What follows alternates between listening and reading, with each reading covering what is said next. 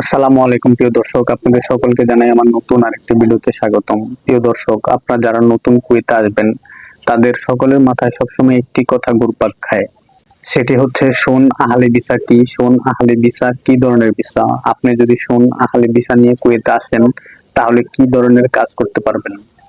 কেন কুয়েতে আসার জন্য 18 নম্বর ভিসা এত জনপ্রিয়?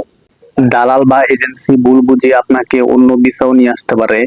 তো আমি আজকে আপনাদেরকে খুব সহজভাবে ব্যাখ্যা করব যে শোন আহলি ভিসা এটা আসলে কি। শোন আহলি ভিসা নিয়ে যদি আপনি কুয়েতে আসেন তাহলে কি ধরনের কাজ করতে পারবেন, আর শোন আহলি ভিসা নিয়ে কুয়েতে আসা কেন এত নিরাপদ।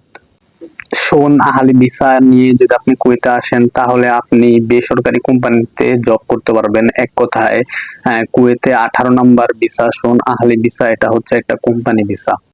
এই ভিসার 4টি ভালো দিক রয়েছে, যার মধ্যে অন্যতম হচ্ছে এই ভিসা নিয়ে যদি আপনি কুয়েতে আসেন তাহলে আপনি সরাসরি কুয়েতের যে শ্রম মন্ত্রণালয় রয়েছে সেই শ্রম মন্ত্রণালয়ের অধীনে থাকবেন।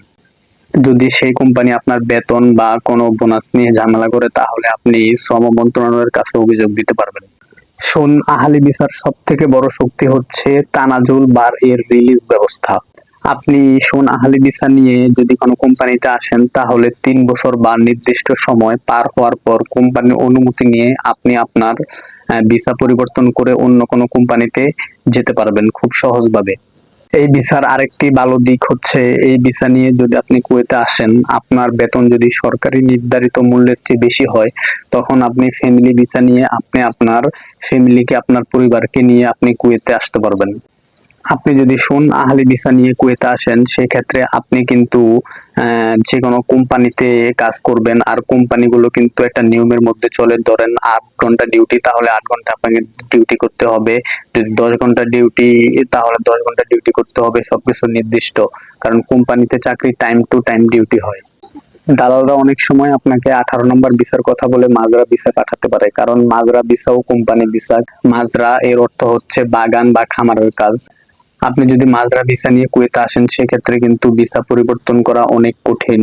আর ভিসা যদিও পরিবর্তন করেন সেক্ষেত্রে আপনাকে কোনো খামার বা বাগানেই কাজ করতে হবে। আপনি চাইলেও কোনো ভালো কাজ বা অন্য কোনো পেশায় যেতে পারবেন না। আর এই ধরনের ভিসাগুলোতে, বিশেষ করে মাজরা ভিসা, এগুলো অনেক সিটির বাইরে হয়ে থাকে, মরুভূমিতে বা গ্রাম অঞ্চলে হয়ে থাকে।